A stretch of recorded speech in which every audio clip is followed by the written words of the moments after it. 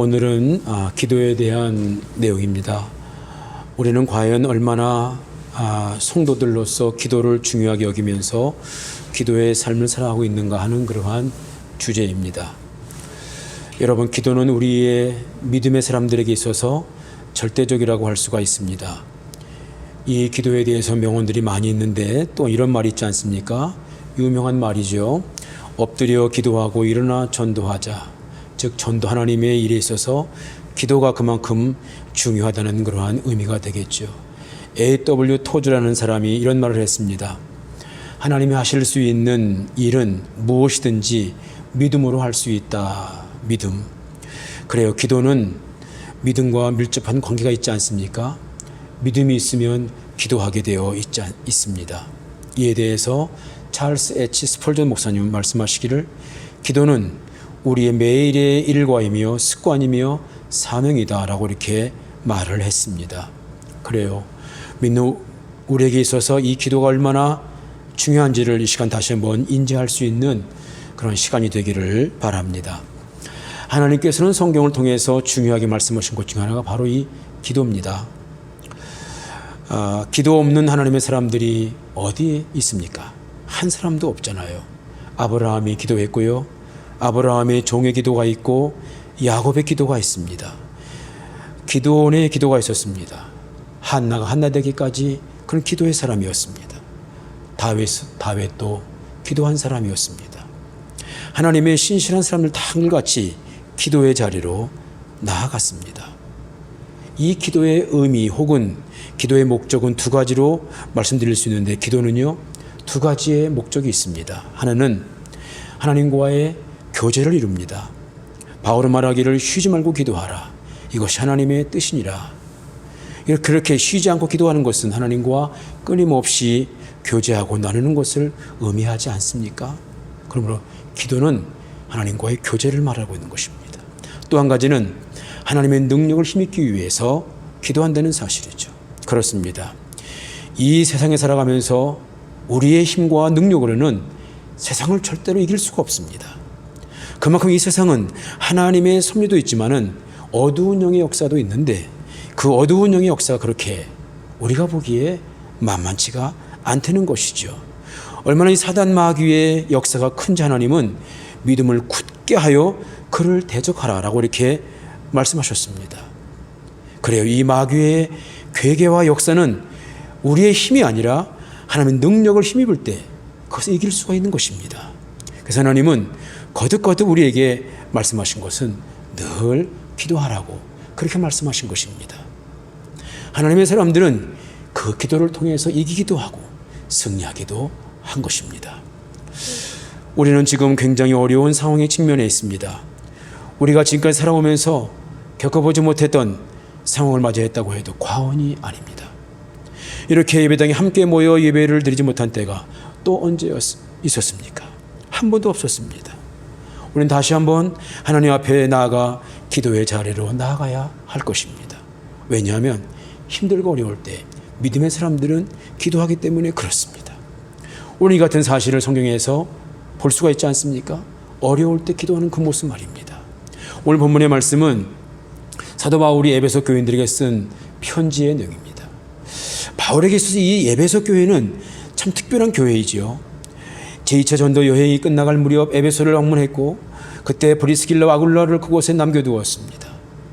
에베소는 소아시아의 상업 중심지이며 전략적인 요충지로서 종교적인 중심지이기도 했습니다. 특히 그곳에 있었던 다이아나 또는 아데마 신전은 고대 세계의 7대 불가사의 중 하나로 여겨지는 그런 큰 신전이 있는 그런 도시였습니다. 바울은 3차 전도 여행 시 에베소에서 근 3년을 머물면서 복음을 전했는데 그래서 하나님 말씀이 그곳을 중심으로 아시아 전역에 퍼져나가기도 했습니다. 바울은 그 후에 예루살렘으로 가는 도중에 밀레도 섬에서 에베소 장로들을 모아놓고 마지막 인사 겸 당부의 권면을 하는 모습을 사도행전을 통해서 볼 수가 있습니다. 그 이후에 바울은 AD 60년, 62년경에 처음으로 로마 감옥에 갇히게 되었는데 이때 4개의 서신을 쓰게 됩니다. 그 4개의 서신은 에베소서, 빌립보서, 골로새서, 빌레몬서, 일명 옥중서신이라고 합니다. 그 중에 하나가 바로 오늘 우리가 대한 에베소서의 내용입니다. 여기서 우리는 바울이 얼마나 에베소 교회를 마음에 두고 있는지를 볼 수가 있다는 것이죠. 바울은 이방인의 사도로서 어느 한 곳에 머무르며 복음을 전하는 사도가 아니었습니다. 그런데 그럼에도 불구하고 바울이 그 에베소에 3년 동안이나 머물면서 복음을 전했다고 하는 이 사실은 특이한 사실이 아닐 수가 없어요. 그래서 늘 바울은 에베소 교회를 마음속에 떠날 수가 없었습니다. 그러한 교회를 뒤로 하고 지금 로마의 감옥에 갇혀 있다라고 할 때 마치 어린아이를 집에 놔두고 나온 부모처럼 에베소 교회에 대한 그 마음이 애잔함을 볼 수가 있는 것입니다. 그래서 에베소서를 보게 되면은 어떤 책망보다는 믿음의 교리에 대해서 아주 강조하고 있음을 볼 수가 있습니다. 특이한 사실은 바울은 그 에베소서에서도 이 기도에 대한 내용을 거듭거듭 강조하고 있다는 것이죠. 특히 에베소 저두의 6장에 보게 되면 하나님의 그 유명한 전신갑주에 대한 내용이 나오지 않습니까? 그 전신갑주에 대한 권면을 마치면서 마지막으로 이렇게 바울은 권면하고 있습니다. 에베소 6장 18절 말씀입니다. 모든 기도와 간구를 하되 항상 성령 안에서 기도하고 이를 위하여 깨어 구하기를 항상 힘쓰며 여러 성도를 위하여 구하라. 여기 보게 되면 한 절 말씀이지만은 그 한 절 말씀을 통해서 기도에 대해서 적어도 5번을 말씀하고 있는, 특히 항상 기도할 것을 2번씩이나 말씀하고 있다는 사실입니다. 기도가 그만큼 중요하다고 하는 사실입니다. 오늘 본문을 보면 또 한번 사도 바울 에베소 교회를 향한 기도의 내용을 볼 수가 있습니다. 바울 서신은 늘 크게 두 부분으로 이렇게 나눌 수가 있는데, 전반부는 교리적인 내용입니다. 후반부는 믿는 사람들로서의 윤리적인 내용입니다. 이 에베소서는 3장까지 전반부의 내용으로 하나님의 영원하신 경륜 속에 이루어진 하나님의 교회, 즉 하나님의 구원받은 공동체에 대한 내용을 말하고 있는데, 오늘 본문은 그 전반부의 마지막 장에 대한 내용입니다. 사도 바울이 에베소 교인들을 위해 기도하는 그런 내용입니다. 즉 사도 바울은 하나님의 놀라우신 은혜로 구원받은 그 에베소 교인들의 그 믿음의 자리에 더 온전히 그들이 설 수 있도록 하나님께 기도하고 있다는 사실입니다. 이러한 기도의 내용, 이러한 에베소 교인들을 향한 사도 바울의 기도의 모습을 통해서 우리는 다음 몇 가지의 사실들을 볼 수 있는, 첫 번째는 그의 기도의 자세입니다. 여러분, 우리가 무엇을 하려면 먼저 자세가 중요하지 않습니까? 운동할 때도 자세가 참 중요합니다. 저는 요즘 일주일에 한 2번 정도 운동을 하려고 노력을 하고 있습니다. 그런데 운동을 할 때 보게 되면 복장이 참 중요합니다. 외출복을 입고 있다가 운동을 하려고 하면 운동이 잘 되지 않습니다. 그래서 운동하기 전에 운동복을 딱 갈아입고 운동장으로 가면 벌써 나갈 때부터 몸이 가벼워짐을 느끼고 운동할 때도 벌써 마음가짐이 다릅니다. 운동 중에 검도가 있는데 검도의 수련은요 몇 가지 단계가 있다고 합니다. 처음에는 예절과 수련에 앞서서 갖춰야 할 것들을 배우고, 그 다음에 기본 자세와 기본 동작을 습득을 하고, 그 뒤에 대전 연습과 본 연습, 그리고 그 다음에 시합 연습에 들어간다고 합니다. 모든 운동이 다 그렇지만 이 검도는 아주 자세를 대단히 중요하시는 그러한 운동이라고 합니다. 그래요. 우리가 기도할 때 우리가 자세가 중요함을 알아야 됩니다. 하나님의 눈에 보이지 않는다고 해서 성의 없이 의미를 두지 않고 마지못하는 것이 아닙니다. 어쩌면 하나님이 보이지 않으시기 때문에 더욱더 우리는 신실하게 기도해야 하는 것입니다. 미국의 빌 하이베스 목사님의 책 가운데 유명한 책 한 권이 있습니다. 아무도 보는 이가 없을 때 당신은 누구인가? 아주 유명한 책입니다. 우리는 이 책을 통해서도, 책 제목을 통해서도 큰 경각심을 갖지 않습니까? 그렇습니다. 우리에게는 보이지 않지만 보이는 하나님으로 인식을 하고 신앙생활을 하는데 코람데오라는 말이 있습니다. 라틴어인데요, 이 뜻은 하나님 앞에서라는 의미입니다. 굉장히 중요한 의미죠. 왜냐하면 이 코람데오가 우리들의 믿음의 근간이기 때문에 그렇습니다. 보이지 않지만 하나님 앞에서의 삶, 여기에 요셉됨이 있지 않습니까? 히브리서 11장 1절 이런 말씀이 있습니다. 믿음은 바라는 것들의 실상이요 보이지 않는 것들의 증거니 선진들이 이로써 증거를 얻었느니라. 우리의 모든 믿음의 선조들이 보이지 않는 하나님을 향해서 증거를 얻었다고 말씀하고 있지 않습니까? 그 믿음이 우리들의 믿음인데, 그러므로 우리가 기도할 때도 바로 그러한 믿음으로 기도해야 한다는 사실이죠. 본문에 보게 되면 사도 바울은 이 같은 모습을 보여주고 있습니다. 14절 이하 보게 되면 이러므로 내가 하늘과 땅에 있는 각 족속에게 이름을 주신 아버지 앞에 무릎을 꿇고 비노니. 바울은 기도할 때 허술하게 기도하지 않았습니다. 기도의 대상을 분명히 알고 그 자세 또한 사모하면서 진실한 모습을 가지고 기도하고 있습니다. 여러분, 성경을 보면 하나같이 이 같은 모습을 보여주고 있습니다. 하나같이 신실하고 사모하는 모습으로 진실한 마음으로 기도하고 있습니다. 예수님께서 말씀하시기를 구하라, 찾으라, 문을 두드리라고 말입니다. 또한 감람산 기도에서 친히 보이셨습니다. 땀방울이 핏방울처럼 되듯이 기도하신 예수 그리스도, 하나님 앞에서의 그 진실한 기도의 모습이 아닙니까? 기도할 때 우리의 자세가 중요해요. 우리는 지금 어느 때보다도 하나님 앞에서 신실한 모습으로 간구하는 모습을 보여야 할 때라고 생각합니다. 두 번째로 오늘 본문을 통해서 볼 수 있는 바울의 기도의 모습은 구체적으로 기도했다고 하는 사실입니다. 여러분, 기도할 때 구체적으로 기도하는 것이 중요합니다. 오스트리아의 음악가 하이든과 그의 성공한 친구들이 어느 날 각자 피곤하게 일한 후에 다시 어떤 방식으로 내적인 힘을 얻는지에 대해서 의견을 나눴다고 해요. 어떤 사람은 여행을 통해서, 어떤 사람은 연극이나 오페라를 관람을 하는 것을 통해서, 또 다른 사람은 술을 마시면서 피로를 푼다고 했습니다. 그런 하이든은 이렇게 말했습니다. 나는 지치고 힘들 때면 골방에 들어가 열심히 기도합니다. 그래서 항상 용기와 의욕을 얻습니다. 여러분, 여기서 하이든이 골방에 들어가서 기도했을 때 어떻게 기도했을 거라고 생각하십니까? 골방에 들어가서 아무도 안 본다고 해서 가만히 그냥 앉아서 하나님하고 대충 저를 좀 살려주세요 하고 기도했겠습니까? 그렇지 않았을 것입니다. 자신의 그 상황에 대해서 구체적으로 하나님께 아뢰면서 나아갔을 것입니다. 이렇게 말씀을 드리는 것은 신실한 믿음의 사람들은 기도하되 구체적으로 기도하는 모습을 보여주고 있기 때문에 그렇습니다. 여러분, 그래요. 성경을 통해서 기도하는 모습을 가만히 보게 되면 한 가지 주목할 사실이 있는데, 그것은 곧 그들이 기도하되 구체적으로 진실한 마음으로 기도했다고 하는 사실입니다. 아브라함의 종이 주인의 명대로 이삭의 아내를 구해오기 위해서 아브라함의 고향으로 길을 떠나게 되었습니다. 참 막막한 상황이었습니다. 그때 믿음의 사람인 이 종은 이렇게 기도를 했다고 기록이 되어 있습니다.